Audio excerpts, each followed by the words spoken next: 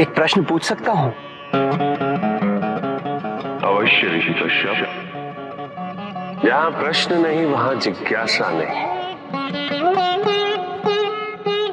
और जहां जिज्ञासा नहीं होती वहां ज्ञान की वृद्धि नहीं हो सकती।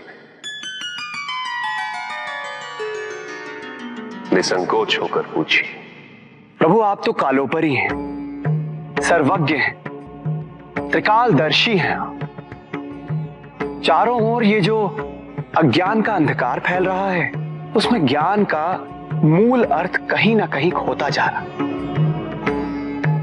मेरा आपसे विनम्र निवेदन है प्रभु, किसी अन्य विषय पर चर्चा आरंभ करने से पूर्व हमारे और इस समस्त संसार के कल्याण और मार्गदर्शन हेतु आप ज्ञान की मूल परिभाषा से एक बार हमें पुनः अवगत करवाएं।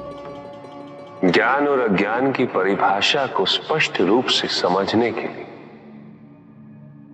ज्ञान और अज्ञान की विशेषताओं का स्मरण करना आवश्यक है। जिसके कारण स्वार्थ, विनाश, क्रूरता, अशांति और भय में वृद्धि हो, वो अज्ञान है। किंतु जो व्यक्ति को उदार, निर्भीक, सहनशील और विनम्र बनाए, वही ज्ञान है। अज्ञान की शक्तियां दुरुपयोग करने हेतु प्रेरित करती हैं, किंतु जो अपनी शक्तियों और अपने सामर्थ्य के प्रति अपने उत्तरदायित्व को समझाए, जो न केवल अपने अपितु अपने से पहले संसार के उद्धार हेतु प्रोत्साहित कर, वो ज्ञान है।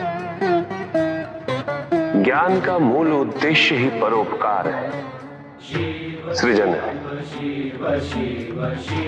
दूसरों की भावनाओं को समझना, उनका आदर करना, यही ज्ञान है।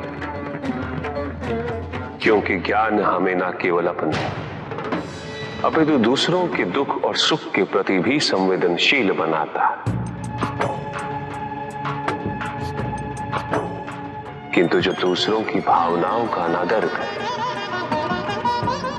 उसे ज्ञान की श्रेणी में कैसे रखा जा सकता है?